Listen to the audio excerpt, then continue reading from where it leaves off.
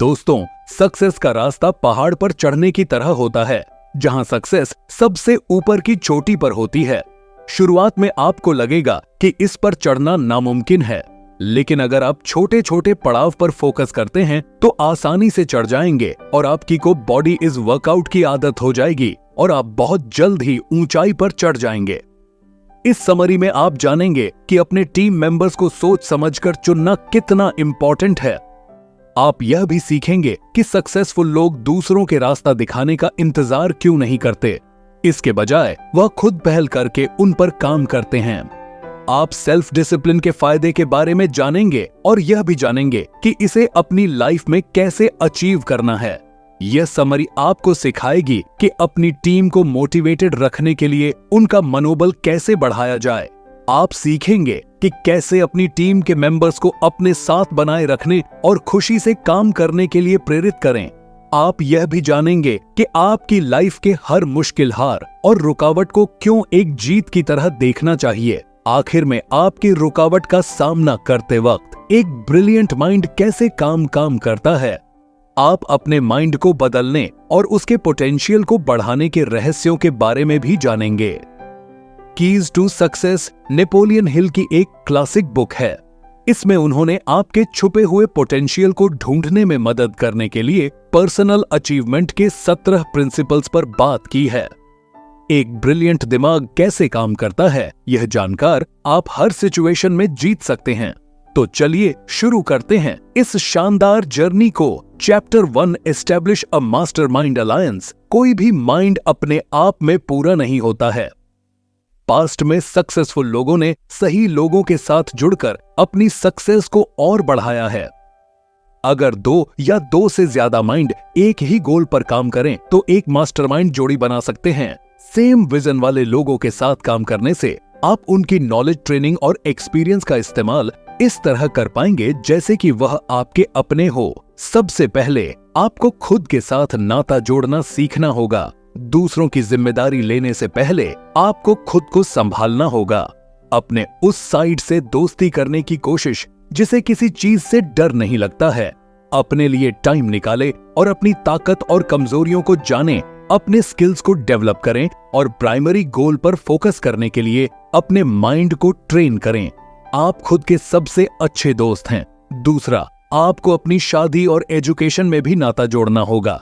घर में रुश की कमी आपकी प्रोडक्टिविटी और माइंडसेट को अफेक्ट करती है। अपने लाइफ पार्टनर को टाइम दें और उनके साथ अपने गोल्स के बारे में बात करें। आपको यह देखकर हैरानी होगी कि एक खुशहाल शादीशुदा जिंदगी कैसे एक मजबूत सहारे की तरह काम करता है। इससे कोई फर्क नहीं पड़ता कि आप कितने साल के हैं या आपने कितना अचीव किया है। सीखने के लिए हमेशा कुछ न कुछ जरूर होता है। आपको दुनिया की नॉलेज के साथ नाता जोड़ने की जरूरत है। रोजाना कुछ न कुछ पढ़ने की आदत डालें। ऐसा मटेरियल पढ़ें जो आपके माइंड को ग्रो करने में मदद करें।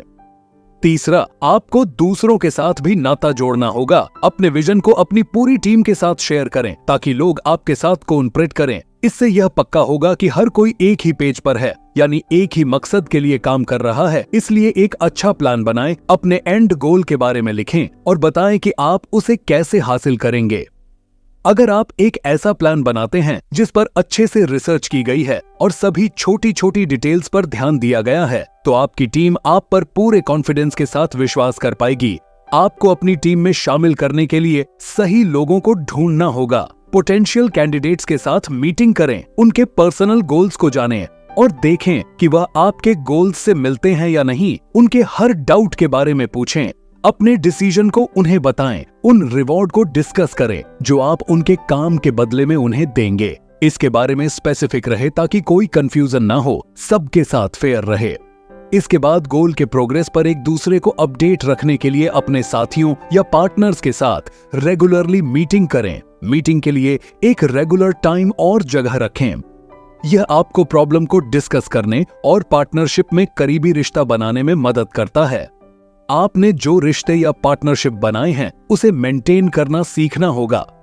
अगर आपकी टीम को आपके प्लान पर भरोसा है तो वह आपके साथ काम करती रहेगी। इसलिए आपको मोटिवेटेड रहना होगा और अपनी जिम्मेदारियों और ड्यूटी को बखूबी निभाना होगा। दूसरे लोग आपके काम से इंस्पायर होंगे और आपके गोल्स पर ज्यादा विश्वास पास करेंगे। ग्रुप के हर मेंबर के स्किल्स को समझे। अलग अलग फील्ड्स की नॉलेज को बढ़ाने के लिए आपको स्पेशलिस्ट को हायर करना होगा। किसी भी फैसले लेने के प्रोसेस का हिस्सा बनने के लिए हर इंसान को कोर प्रॉब्लम को समझना होगा। आपको यह ध्यान रखना होगा कि आप अपनी टीम में न्याय और बिना किसी भेदभाव का माहौल बनाएं। किसी को भी दूसरों के मुकाबले अनफेयर एडवांटेज नहीं मिलना चाहिए और सभी को नैतिक तरीके से काम करना होगा। आपके पार्टनर या टीम या साथियों में रास्ते में आने वाली परेशानियों से निपटने की हिम्मत होनी चाहिए।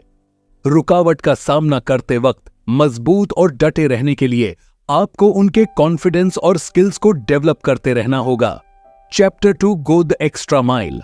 Going the extra mile mind का एक स्टेट है जिसे आपको डेवलप करना है और अपने हर काम में अप्लाई करना है। गो द एक्स्ट्रा माइल का मतलब है कि आपसे जितनी उम्मीद की जा रही है या जितने की जरूरत है उससे ज्यादा कर जाना आपका एक्स्ट्रा एफर्ट एक इन्वेस्टमेंट की तरह है। आप अपने काम में जितना एफर्ट डालते हैं आपको उतना ही ज्यादा आउटपुट मिलेगा। आपको जितना पैसा दिया जाता है उससे ज्यादा करने से आप स्पॉटलाइट में आ जाएंगे, जो आपको औरों से हटकर भी दिखाएगा। यही आपको ऐसा बना देगा कि ऑफिस में कोई भी आपकी जगह नहीं ले पाएगा। एडवर्ड सी बार्न्स एक डिटरमाइंड यानी धुन के पक्के इंसान थे। वह एक सक्सेसफुल इन्वेंटर और बिजनेसमैन थॉमस एडिसन के बिजनेस पार्टनर बनना चाहते थे। एडिसन ने कभी किसी के साथ पार्टनरशिप नहीं की थी। जब बर्न्स एडिसन के ऑफिस में बिना बताए पहुंच गए तो वहां काम करने वाले लोगों ने उनके खराब अपीयरेंस और उनके एम्बिशन का मजाक उड़ाया। बर्न्स एडिसन से किसी भी हालत में मिलना चाहते थे। आखिर में उन्हें एक इंटरव्यू देने का मौका मिला और एक असिस्टेंट की जॉब मिल गई। बर्न्स ने सालों तक मशीनों की सफाई की और उन्हें रिपेयर किया। एडिसन ने बर्न्स की लगन को नोटिस किया, लेकिन यह उन्हें एक बिजनेस पार्टनर बनाने के लिए काफी नहीं था। एक दिन बर्न्स ने सेल्स टीम की बातचीत सुनी। वह एडिसन के नए इन्वेंशन डिक्टाफोन के बारे में बातें कर रहे थे। द फोन वॉइस मैसेज को रिकॉर्ड कर सकता था। इसका मतलब उसमें सेक्रेटरी के काम की जगह करने का पोटेंशियल था। सेल्स टीम का मानना था कि कोई भी उनका डिक्टाफोन फोन नहीं खरीदेगा। बर्न्स ने इस मौके को नोटिस किया और इस इन्वेंशन को बेचने के लिए आगे आए। बर्न्स ने पूरे 1 महीने तक न्यूयॉर्क में डिक्टाफोन का प्रमोशन किया। इसके लिए उन्हें एक्स्ट्रा पैसे नहीं मिल रहे थे और वे असिस्टेंट की सैलरी पर ही काम कर रहे थे। महीने के आखिर तक बर्न्स ने 7 मशीनें बेची थीं। जब बर्न्स ऑफिस लौटे तो डिक्टाफोन की सेल को पूरे देश में बढ़ाने के लिए उनके पास कई आइडियाज थे। एडिसन उनके काम से बहुत इंप्रेस हुए और उन्हें अपना बिजनेस पार्टनर बना लिया। बर्न्स एडिसन के पूरे करियर के पहले और इकलौते पार्टनर थे। एडिसन के हजारों स्टाफ मेंबर्स थे, लेकिन बर्न्स उनके लिए एक इंपॉर्टेंट एसेट बन गए। ऐसा इसलिए हुआ क्योंकि बर्न्स ने एडिसन के आइडिया में विश्वास दिखाया और उस विश्वास को एक्शन में बदला। इसके लिए उन्होंने एक्स्ट्रा बेनिफिट या सैलरी नहीं मांगी। बर्न्स ने वह काम किया जो एक असिस्टेंट के काम से काफी ऊपर था। उनसे जो उम्मीद की जा रही थी उन्होंने उससे कहीं बढ़कर काम किया था और इस वजह से आखिर में इसके लिए उन्हें एक्स्ट्रा ऑर्डिनरी अवार्ड मिला। जब आप एक्स्ट्रा एफर्ट डालते हैं तो फायदा पा के लिए गलत सोच न रखें, बल्कि लालच न रखते हुए नेक इरादों के साथ एक्स्ट्रा सर्विस ऑफर करें। Chapter 3 create personal initiative. कुछ लोग सिर्फ वही करते हैं जो उन्हें करने के लिए कहा जाता है। कुछ लोग बिल्कुल कुछ नहीं करते और कुछ लोग ऐसे भी होते हैं जो बिना बताए बहुत कुछ कर जाते हैं। इस तरह के लोग जो पर्सनल इनिशिएटिव यानी पहल करते हैं उन्हें सक्सेस मिलती है। हेनरी कैसर एक अमेरिकन इंडस्ट्रियलिस्ट थे। दूसरे वर्ल्ड वॉर के दौरान ज्यादा शिप यानी जहाजों की जरूरत थी। हेनरी को शिप बनाने का बिल्कुल एक्सपीरियंस नहीं था, लेकिन उन्होंने एक डिटेल प्लान बनाने और उस पर अमल करने की पहल की। हेनरी ने छोटी से छोटी बात का ध्यान रखा। उन्होंने एक फिक्स डेट पर ट्रेन भरकर स्टील को शिपयार्ड तक पहुंचाने का ऑर्डर दिया। हेनरी ने यह पक्का किया कि रेलवे को इस डिलीवरी के बारे में पता हो ताकि इसमें जरा भी देर ना हो। उन्होंने स्टील मिल में यह पक्का करने के लिए एक टीम भी भेजी कि स्टील मिल समय पर उन्हें स्टील बनाकर डिलीवर कर पाएगा या नहीं। उन्होंने अपनी टीम को शिपमेंट के साथ ट्रेवल करने के लिए भी कहा। उनका पर्सनल इनिशिएटिव दूसरों पर असर कर रहा था। हर कोई जानता था कि हेनरी उनसे क्या उम्मीद करते हैं, इसलिए उन्होंने अपना पर्सनल इनिशिएटिव लेकर अपने नए रोल को बखूबी निभाया। आखिर में हेनरी कैसर का प्लान सक्सेसफुल हुआ। आज उन्हें मॉडर्न अमेरिकन शिप बिल्डिंग का फादर कहा जाता है। जब दूसरे फेल हो जाते हैं तो पर्सनल इनिशिएटिव लेना आपको सक्सेसफुल बनाता है। यह कहानी बताती है कि आपको अपने प्लान्स को अमल में लाने के लिए किसी बाहरी फोर्स का इंतजार नहीं करना चाहिए। अगर आपको कोई मौका दिखता है तो अपने एक्शन प्लान बनाना शुरू करें। कुछ ना करने से बेहतर है उस प्लान पर काम करना जो प्रोग्रेस में है।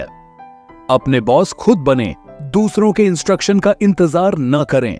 छोटे छोटे स्टेप्स उठाएं और हर दिन अपने गोल की ओर बढ़े। जल्द ही आपके छोटे छोटे एफर्ट से आपको बड़ा रिवॉर्ड मिलेगा। Chapter 4, enforce self discipline. आपका माइंड पोटेंशियल का पावर हाउस है। आपको यह सीखना होगा कि उस पावर को कहां और कैसे इस्तेमाल करना है। अगर आप अपने इनिशिएटिव पर काम करना चाहते हैं और सक्सेसफुल होना चाहते हैं तो अपने माइंड पर कंट्रोल रखना जरूरी है। अगर आप लाइफ में सेल्फ डिसिप्लिन प्रैक्टिस करते हैं तो ये आपको मिल सकता है। सेल्फ डिसिप्लिन में खुद के बारे में नॉलेज होना और आपके स्किल्स को परखने की एबिलिटी आती है।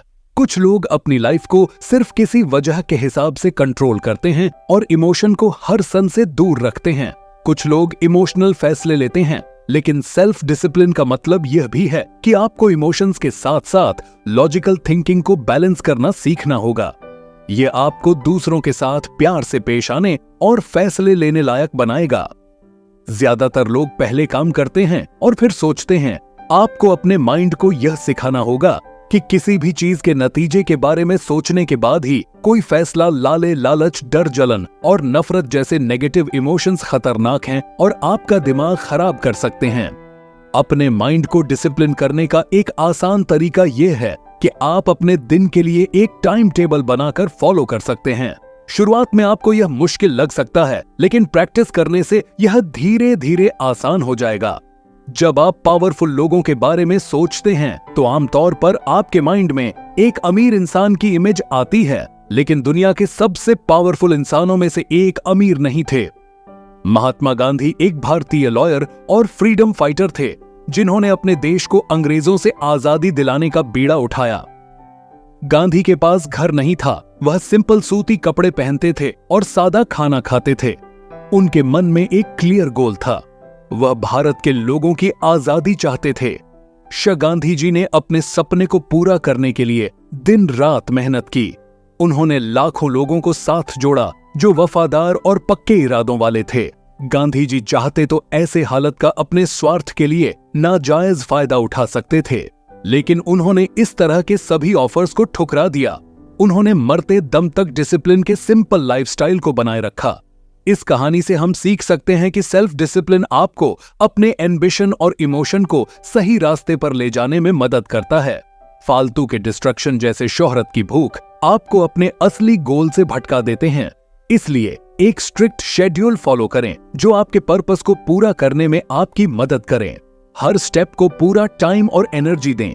मोटिवेशन आपको आगे बढ़ाता है, लेकिन सेल्फ डिसिप्लिन आपको ग्रो करने में मदद करता है। और मेहनत करते रहें, लेकिन सिर्फ कड़ी मेहनत करके आप कभी अमीर नहीं बन सकते हैं। हाँ, मेरा अनुभव बताता है कि आपको पैसे के लिए कड़ी मेहनत करनी पड़ती है, लेकिन अमीर लोगों के लिए यह स्थिति अस्थायी होती है, जबकि गरीब लोगों के लिए यह स्थायी होती है। अमीर लोग जानते हैं कि आपको तब तक कड़ी मेहनत करनी होती है जब तक कि आपका पैसा आपकी जगह कड़ी मेहनत न करने लगे। वे यह बात समझते हैं कि आपका पैसा जितना ज्यादा काम करेगा, आपको उतना ही कम काम करना पड़ेगा। आप अपने पैसे से अपने लिए उतनी ही कड़ी मेहनत करवाएं जितनी कि आप इसके लिए करते हैं। इसका मतलब यह है कि आपके जीवन का लक्ष्य पूरी आमदनी खर्च करना नहीं होना चाहिए, बल्कि उसमें से बचत और निवेश करना होना चाहिए। एक बड़ी मजेदार चीज देखने में आती है कि अमीर लोगों के पास बहुत सा पैसा होता है और वे कम खर्च करते हैं, जबकि गरीब लोगों के पास कम पैसा होता है और उनके खर्च ढेर सारे होते हैं। अमीर लोग संपत्तियां खरीदते हैं जिनका मूल्य बढ़ने की संभावना होती है। गरीब लोग ऐसी चीजों पर खर्च करते हैं जिनका मूल्य निश्चित रूप से कम होता है। तो दोस्तों, इन सभी रूल्स को फॉलो करके आप सक्सेस को पा लेते हैं। तो आज की ऑडियो बुक यहीं पर समाप्त करते हैं। यदि यह ऑडियो बुक आपको थोड़ी भी पसंद आई हो तो सब्सक्राइब करना आपकी मर्जी, लेकिन लाइक जरूर कीजिएगा ताकि हमें पता चल सके आपको किस तरह की बुक पसंद है।